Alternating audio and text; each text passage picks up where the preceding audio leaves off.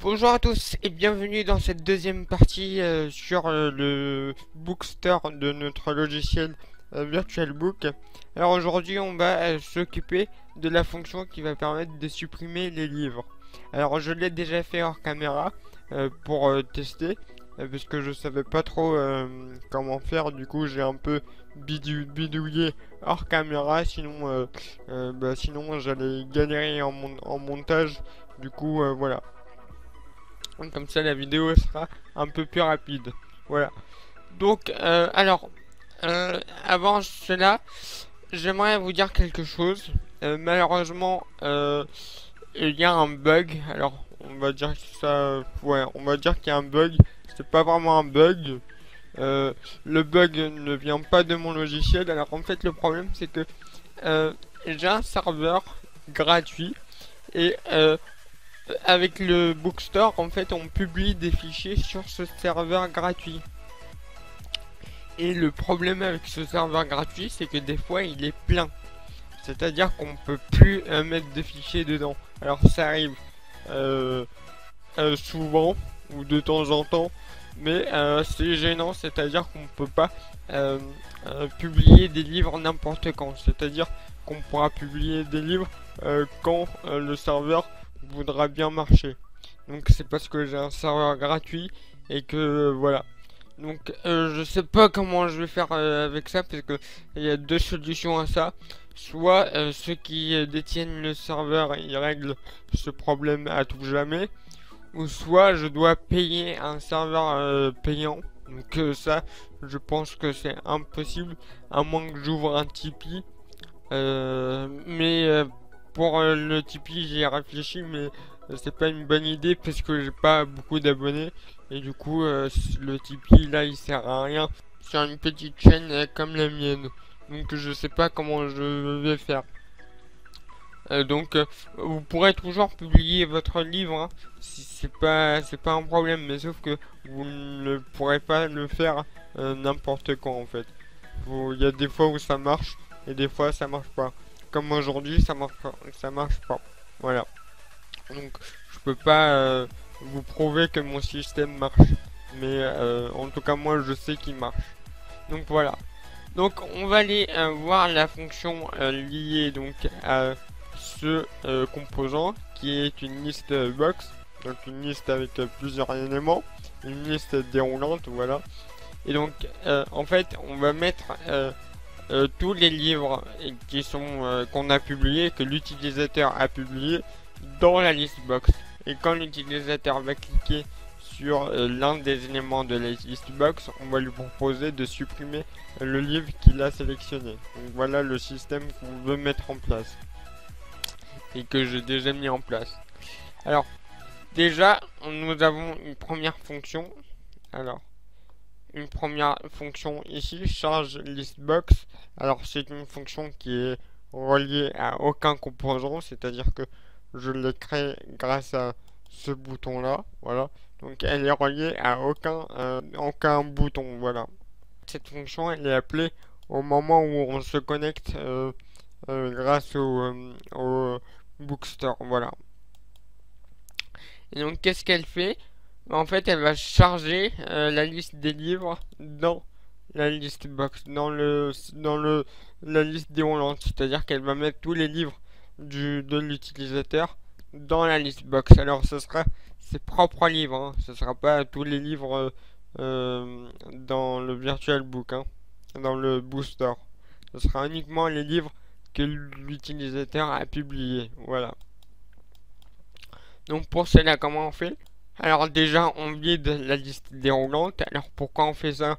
Bah parce que s'il y a des éléments déjà dedans, et ben on veut pas rajouter à la suite. On veut on la vide et puis après on rajoute des éléments. Voilà. Comme ça, s'il y a déjà des éléments, et ben il n'y aura pas des éléments en double, par exemple. Une fois qu'on a fait cela, on va obtenir la liste des dossiers sur un serveur. Alors qu'est-ce que cette action-là va faire? En fait, elle va aller dans le compte de l'utilisateur et il va répertorier tous les livres que l'utilisateur aura publiée. Il va la mettre dans une variable tableau qui s'appelle tmp tableau 1. Voilà. Donc en gros, dans ma variable tableau tmp tableau 1, il y aura tous les noms des livres que l'utilisateur aura publiés. Et à partir de là, ben, on a une boucle. Et cette boucle, elle dit quoi? Ben, elle dit que à partir de x qui aura la valeur 2, alors je vais vous expliquer pourquoi 2 et pas 0, elle va parcourir tous les éléments de tmp tableau 1. Je vous rappelle que tmp tableau 1 contient à ce moment-là tous les noms des livres que l'utilisateur a publié. Voilà. Alors pourquoi 2 et pas 0? Parce que l'élément 0 et 1, en fait, ça correspond à des dossiers, comment dire, à des dossiers système, on va dire ça comme ça, qui ne sont pas des livres, donc voilà. Donc voilà, j'espère que vous avez compris. Donc X va parcourir tous les éléments de tmp tableau 1. Et donc, dans la boucle, qu'est-ce qu'on fait? Alors, tmp tableau 1, ne contient pas vraiment les noms du livre. Alors c'est un peu compliqué là, mais en gros elle contient des objets qui contiennent eux les noms des livres. Alors oui, je sais, c'est un peu compliqué, mais voilà, essayez de comprendre, ou au pire, voilà, je vous recommande vivement ma série sur le visuel basique pour comprendre cela.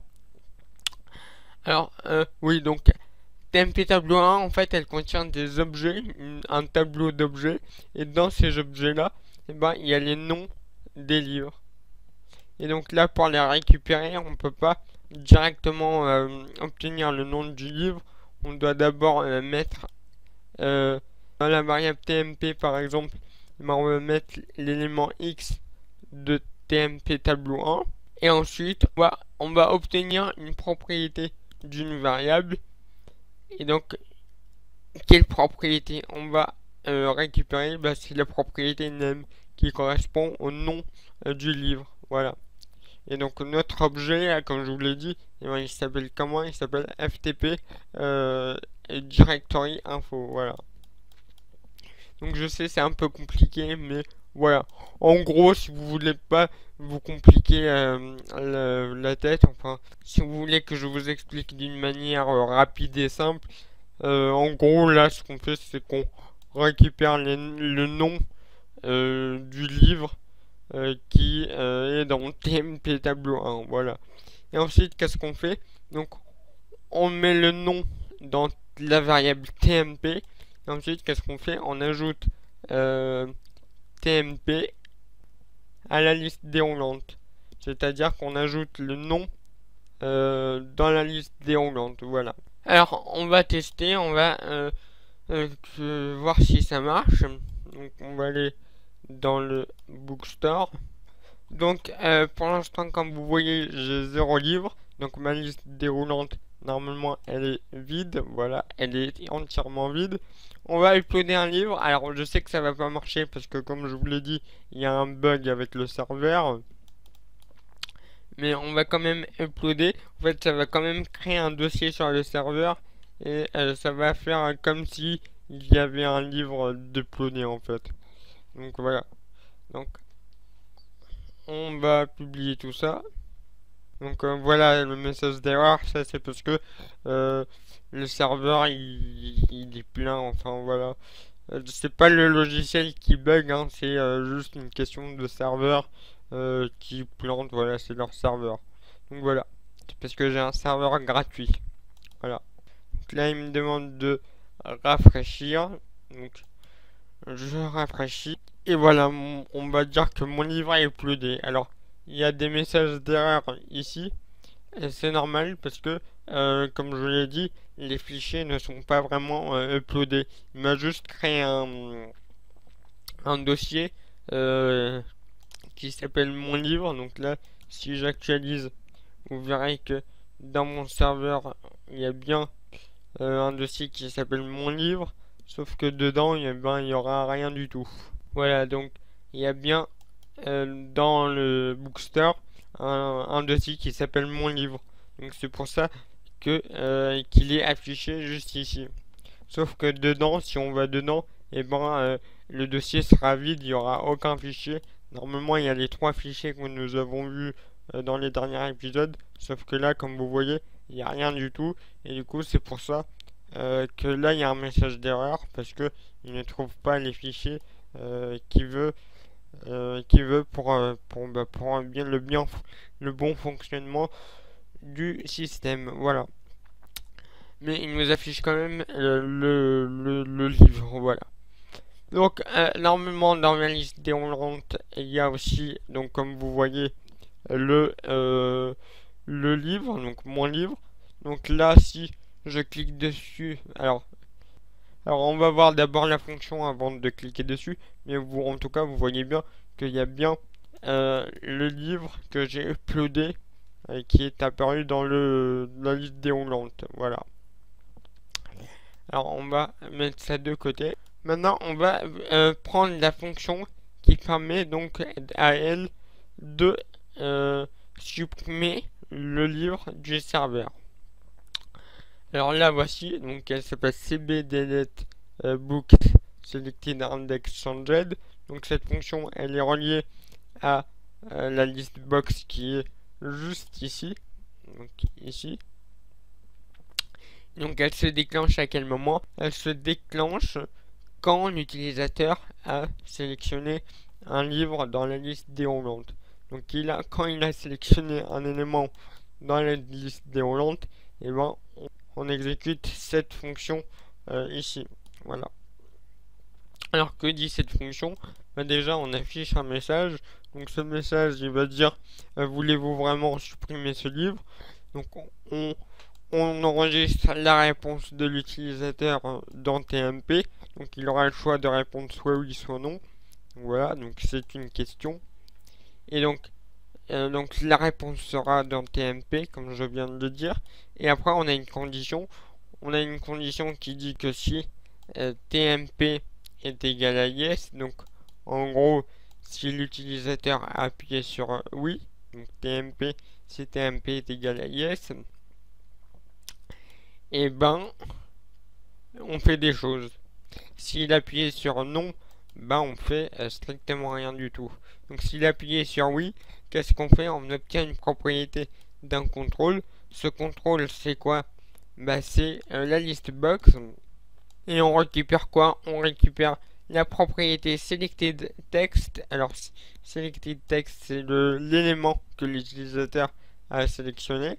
Et on enregistre ce texte dans TMP. Donc dans TMP, qu'est-ce qu'il y aura? Il y aura le nom du livre que l'utilisateur veut supprimer. Voilà. Qu'est-ce qu'on fait ensuite? On les supprime du serveur grâce à ces deux actions-là. Alors pourquoi il y a deux actions supprimer un dossier du serveur? C'est parce qu'il y en a un où c'est dans le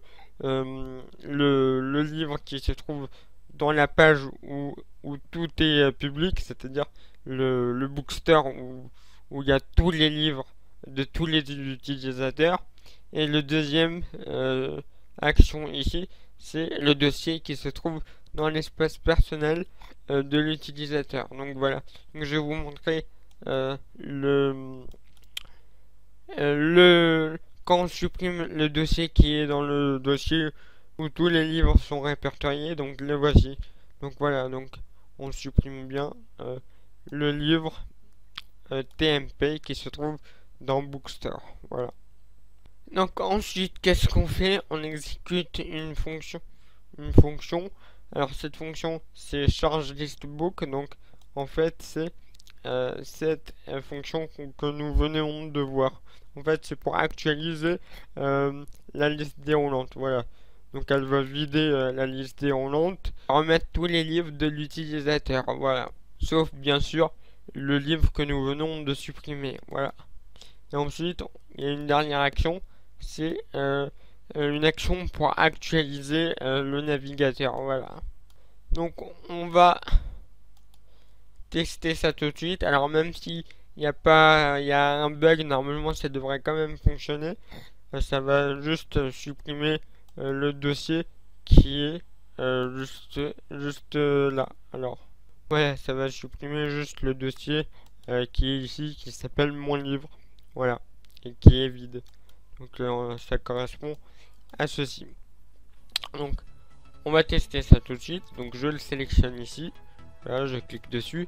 Là, il me propose de le supprimer. Si j'appuie sur non, bah, rien ne se passe. Par contre, si je clique sur oui, bah, normalement, là, il devrait me supprimer le livre du serveur. S'il veut bien. Voilà, donc, une fois qu'il a fini de supprimer le livre du serveur, il va nous demander d'actualiser la page. Donc, on va dire oui. Et donc, comme vous le voyez, il n'y a plus rien dans mon espace personnel. Voilà.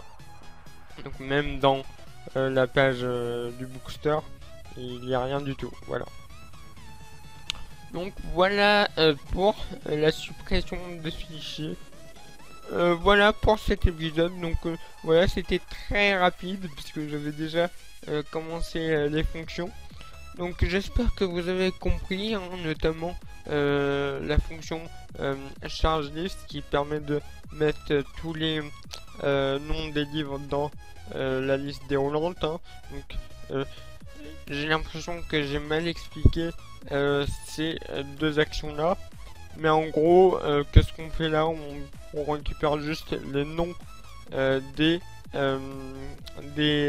livres qui sont dans l'espace personnel de l'utilisateur. Voilà. C'est juste ça. Et puis, nous mettons ce